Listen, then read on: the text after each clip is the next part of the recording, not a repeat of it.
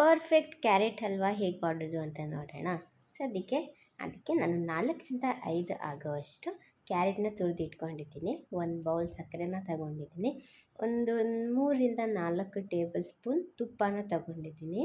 ಹಾಗೆ ಅದಕ್ಕೆ dry fruits, ದ್ರಾಕ್ಷಿ, ಗೋಡಂಬಿ ಹಾಗೆ ಬಾದಾಮಿ, 2 ಬೌಲಷ್ಟು ಹಾಲು ತಗೊಂಡಿದ್ದೀನಿ. ಹಾಗೆ ಇದು ನಂದಿನಿ ಕೋವಾದಲ್ಲಿ ಮಾಡ್ತಾಯಿದ್ದೀನಿ ಇವತ್ತು. ಪರ್ಫೆಕ್ಟ್ ಆಗಿರುವಂತಹ ಕ್ಯಾರೆಟ್ ಹಲ್ವಾ. ಒಂದು 3 ಏಲಕ್ಕಿನ ತಗೊಂಡಿದ್ದೀನಿ. 3ರಿಂದ 4 ಏಲಕ್ಕಿನ ತಗೊಂಡಿದ್ದೀನಿ. ಸದ್ಯಕ್ಕೆ ಇವಾಗ ಇದನ್ನು ಹೇಗೆ ಮಾಡೋದು ಅಂತ ನೋಡೋಣ ಬನ್ನಿ. ಸ್ಟವ್ ಮೇಲೆ ಒಂದು ಪಾತ್ರೆನ ಇಟ್ಟು ಅದಕ್ಕೆ ನಾನು ಕ್ಯಾರೆಟನ್ನು ಸೇರಿಸ್ಕೊತಾ ಇದ್ದೀನಿ. ಅದಕ್ಕೆ ನಾನು ತುಪ್ಪ ಆಗಲಿ ಅಥವಾ ಎಣ್ಣೆ ಆಗಲಿ ಏನನ್ನೂ ಬಳಸಿಲ್ಲ. ಜಸ್ಟ್ ಕ್ಯಾರೆಟ್ನ ಆ ಬಾಣಲಿಗೆ ಸೇರಿಸ್ಕೊಂಡು ಅದನ್ನು ಫ್ರೈ ಮಾಡ್ಕೊತಾ ಇದ್ದೀನಿ, ಒಂಥರ ಹುರಿಯೋ ಥರ.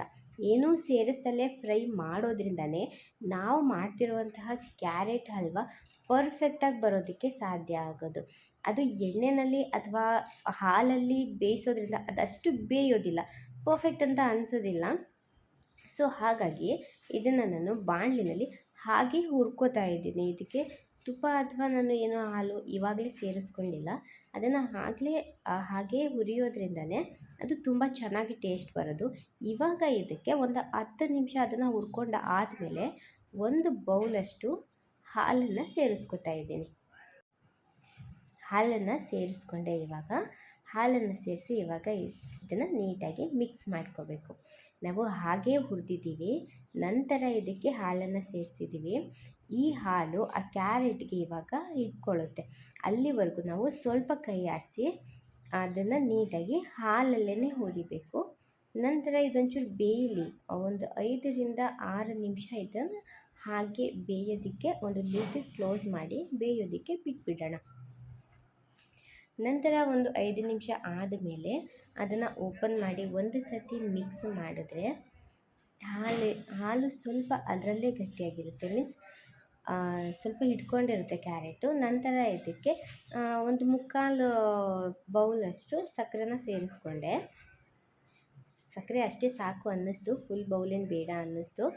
ಸೊ ಒಂದು 3/4 ಬೌಲಷ್ಟು ಶುಗರ್ನ ನಾನು ಆ್ಯಡ್ ಮಾಡಿಕೊಂಡೆ. ನಂತರ ಇದನ್ನು ನೀಟಾಗಿ ಮಿಕ್ಸ್ ಮಾಡ್ಕೊತಾ ಇದ್ದೀನಿ. ಇವಾಗ ಶುಗರಲ್ಲೂ ಸ್ವೀಟ್ ಎಲ್ಲ ಬಿಟ್ಕೊಳ್ಳುತ್ತೆ ಅಲ್ವಾ, ಹಾಲನ್ನು ಹಾಕಿದ್ದೀವಿ. ಇದೊಂಚೂರು ಗಟ್ಟಿ ಆಗಬೇಕು. ಇದು ಗಟ್ಟಿ ಆಗೋವರೆಗೂ ಸ್ವಲ್ಪ ಹಾಗೆಯೇ ಕೈ ಆಡಿಸಿ ನಂತರ ಇದನ್ನು ಲಿಡ್ ಕ್ಲೋಸ್ ಮಾಡಿ ಒಂದು 10 ನಿಮಿಷ ಇದನ್ನು ಹಾಗೆ ಒಲೆ ಮೇಲೆ ಬೇಯೋದಕ್ಕೆ ಬಿಡಬೇಕು.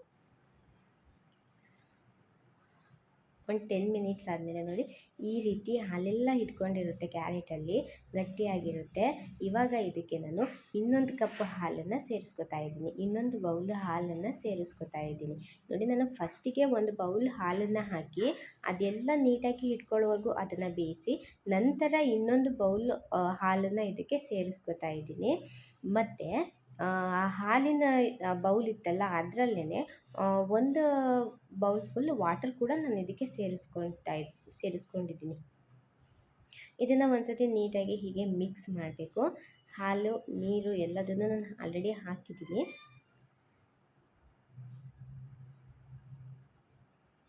ಸದ್ಯಕ್ಕೆ ಇವಾಗ ಇದನ್ನು ಬೇಯೋದಕ್ಕೆ ಇಟ್ಬಿಡೋಣ. ಒಂದು 10 ನಿಮಿಷ. ಈ ಹಾಲು ನೀರನ್ನು ಆ್ಯಕ್ಚುಲಿ ನಾನು ಸ್ವಲ್ಪ ಲೇಟಾಗಿ ಸೇರಿಸ್ಕೊಂಡೆ.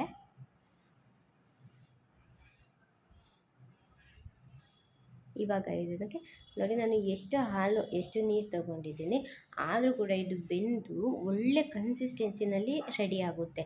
ಇದು ಇವಾಗ ನೀಟಾಗಿ ಬೇಯೋವರೆಗೂ ಹಾಗೆ ಲಿಡ್ ಕ್ಲೋಸ್ ಮಾಡಿ ಮಧ್ಯದಲ್ಲಿ ಸ್ವಲ್ಪ ಓಪನ್ ಮಾಡಿ ಕೈ ಆಡಿಸಿ ನಂತರ ಕ್ಲೋಸ್ ಮಾಡಿ ಫುಲ್ ಗಟ್ಟಿಯಾಗೋವರೆಗೂ ಅದನ್ನು ಬೇಯಿಸ್ಕೋಬೇಕು.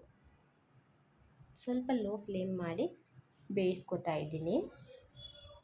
ಒಂದು 10-15 ಮಿನಿಟ್ಸ್ ಆದಮೇಲೆ ಲಿಡ್ ಓಪನ್ ಮಾಡಿದ್ರೆ ನೋಡಿ, ಎಲ್ಲ ಫುಲ್ ಗಟ್ಟಿಯಾಗಿದೆ. ಸ್ವಲ್ಪನೂ ಹಾಲು ನೀರು ಏನೂ ಇಲ್ಲ, ನೀಟಾಗಿ ಫ್ರೈ ಆಗಿದೆ. ಎಷ್ಟು ಸ್ಮೂತಾಗಿರುತ್ತೆ ಗೊತ್ತಾ ಇದು, ಅಷ್ಟೇ ಚೆನ್ನಾಗಿರುತ್ತೆ ಟೇಸ್ಟ್ ಕೂಡ ನೀವು ಈ ರೀತಿ ಮಾಡಿದ್ರೆ. ಮತ್ತು ಇದಕ್ಕೆ ನಾನಿವಾಗ ಒಂದು ಬೌಲಷ್ಟು ಕೋವಾನ ಸೇರಿಸ್ಕೊತಾ ಇದ್ದೀನಿ. ಕೋವಾ ಹಾಕಿದ್ರೇ ಇದು ತುಂಬ ಅಂದರೆ ತುಂಬ ಟೇಸ್ಟ್ ಬರೋದು. ಇಲ್ಲ ಅಂತಂದರೆ ಸ್ಕಿಪ್ ಮಾಡ್ಬೋದು, ನೋ ಪ್ರಾಬ್ಲಮ್. ಇವಾಗ ಎಲ್ಲರೂ ಕೋವಾನೇ ಯೂಸ್ ಮಾಡಿ ಮಾಡೋದಿಲ್ಲ, ಬಟ್ ಈ ರೀತಿ ಮಾಡೋದ್ರಿಂದ ಒಂದು ಎಕ್ಸ್ಟ್ರಾ ಟೇಸ್ಟು ತುಂಬ ರುಚಿಯಾಗಿರುವಂತಹ ಪರ್ಫೆಕ್ಟ್ ಆಗಿರುವಂತಹ ಕ್ಯಾರೆಟ್ ಹಲ್ವ ರೆಡಿ ಆಗುತ್ತೆ. ಆ ಕೋವಾ ಎಲ್ಲ ಇವಾಗ ಕ್ಯಾರೆಟಿಗೆ ಫುಲ್ಲು ಕಂಪ್ಲೀಟಾಗಿ ಸ್ಪ್ರೆಡ್ ಆಗಬೇಕು. ಆ್ಯಂಡ್ ಅದು ಕರಗುತ್ತೆ, ಅದು ಫ್ರೈ ಮಾಡ್ತಾ ಇದ್ದಂಗೆ ಅದು ಕರಗುತ್ತೆ. ಅದನ್ನೆಲ್ಲ ಇವಾಗ ನೀಟಾಗಿ ಮಿಕ್ಸ್ ಮಾಡ್ಕೋಬೇಕು. ಆ ಕಂಪ್ಲೀಟ್ ಕೋವಾ ಎಲ್ಲ ಕರಗೋವರೆಗೂ, ಅದು ಕ್ಯಾರೆಟ್ ಅದನ್ನೆಲ್ಲ ಇಟ್ಕೊಳ್ಳೋವರೆಗೂ ನೀಟಾಗಿ ನಾವು ಹಾಗೆ ಫ್ರೈ ಮಾಡ್ತಾ ಬರಬೇಕು. ಎಷ್ಟು ಗಟ್ಟಿಯಾಗಿ ಎಷ್ಟು ಸ್ಮೂತಾಗಿ ರೆಡಿ ಆಗ್ತಿದೆ ನೀವೇ ನೋಡ್ತಿದ್ದೀರಲ್ವ. ಬರೀ ನೋಡೋದಕ್ಕಲ್ಲ, ಟೇಸ್ಟ್ ಕೂಡ ಅಷ್ಟೇ ಸೂಪರಾಗಿರುತ್ತೆ. ನೀಟಾಗಿ ಇವಾಗ ಮಿಕ್ಸ್ ಮಾಡ್ಕೋಬೇಕು. ತಳ ಹಿಡಿಯೋದಕ್ಕೆ ಬಿಡಬಾರ್ದು. ಇವಾಗ ಆಲ್ರೆಡಿ ಅದು ಗಟ್ಟಿಯಾಗಿದೆ ಅಲ್ವಾ, ನೋಡಿ ಎಷ್ಟು ಸ್ಮೂತಾಗಿ ಬಂದಿದೆ. ಇವಾಗ ಇಷ್ಟು ರೆಡಿಯಾಗಿದೆ. ಇವಾಗ ಇದಕ್ಕೆ ಒಂದು ಒಗ್ಗರಣೆ, ಅಂದರೆ ನಾವು ಡ್ರೈ ಫ್ರೂಟ್ಸ್ ಏನು ಇಟ್ಕೊಂಡಿದ್ವಲ್ವ, 2-3 ಟೇಬಲ್ ಸ್ಪೂನಷ್ಟು ತುಪ್ಪನ ಹಾಕಿ ಅದಕ್ಕೆ ಡ್ರೈ ಫ್ರೂಟ್ಸ್ನ ಸೇರಿಸ್ಕೊತಾ ಇದ್ದೀನಿ. ಬಾದಾಮಿ, ದ್ರಾಕ್ಷಿ ಮತ್ತು ಗೋಡಂಬಿ. ಅದನ್ನು ಎಣ್ಣೆಯಲ್ಲಿ ನೀಟಾಗಿ ಕರೆದ್ಬಿಟ್ಟು ಇದಕ್ಕೆ ಹಾಕ್ಕೋತಾ ಇದ್ದೀವಿ. ತುಪ್ಪನ ಹಾಕಿ ನಾನು ಹುರಿದಿಲ್ಲ, ನಾನು ಲಾಸ್ಟಿಗೆ ತುಪ್ಪನ ಸೇರಿಸ್ಕೊತಾ ಇದ್ದೀನಿ ಡ್ರೈ ಫ್ರೂಟ್ಸ್ ಜೊತೆಗೆ. ಅದು ಇನ್ನೂ ಎಕ್ಸ್ಟ್ರಾ ಟೇಸ್ಟ್ ಕೊಡುತ್ತೆ. ಅಂದರೆ ಆ ಫ್ಲೇವರು, ಇನ್ಸ್ಟೆಂಟ್ ಫ್ಲೇವರು ತುಂಬ ಚೆನ್ನಾಗಿ ಸಿಗುತ್ತೆ ಬಾಯಿಗೆ. ಎಲ್ಲದನ್ನು ಇವಾಗ ನೀಟಾಗಿ ಮಿಕ್ಸ್ ಮಾಡಿಕೊಂಡೆ. ನೀವು ನನ್ನ ಚಾನಲ್ನ ಫಸ್ಟ್ ಟೈಮ್ ನೋಡ್ತಿದ್ರೆ ದಯವಿಟ್ಟು ಸಬ್ಸ್ಕ್ರೈಬ್ ಮಾಡ್ಕೊಳ್ಳಿ. ಸಬ್ಸ್ಕ್ರೈಬ್ ಮಾಡೋದನ್ನು ಮರಿಬೇಡಿ. ಈ ಥರ ಹಲ್ವನ ಒಂದು ಸತಿ ನೀವು ಟ್ರೈ ಮಾಡಲೇಬೇಕು. ಎಷ್ಟು ಪರ್ಫೆಕ್ಟಾಗಿ ರೆಡಿ ಆಗ್ತಾ ಇದೆ ಅಂತಂದರೆ, ಎಲ್ಲದನ್ನು ಒಂದು ಸತಿ ನೀಟಾಗಿ ಮಿಕ್ಸ್ ಮಾಡಿಕೊಂಡು, ಸ್ಮೆಲ್ ಅಂತೂ ಇಡೀ ಮನೆಯೇ ಗಮ್ ಅಂತಿರುತ್ತೆ. ಪರ್ಫೆಕ್ಟಾಗಿರುವಂತಹ ಕ್ಯಾರೆಟ್ ಹಲ್ವಾ ರೆಡಿಯಾಗುತ್ತೆ. ಅದನ್ನು ಇವಾಗ ಒಂದು ಬೌಲಿಗೆ ಸರ್ವ್ ಮಾಡ್ತಿದ್ದೀನಿ ನೋಡಿ. ಒಂದು ಬೌಲಿಗೆ ಸರ್ವ್ ಮಾಡಿಕೊಂಡ್ರೆ ನೋಡಿ ಎಷ್ಟು ಡಿಲೀಷಿಯಸ್ಸಾಗಿ ಕಾಣ್ತಿದೆ. Thank you.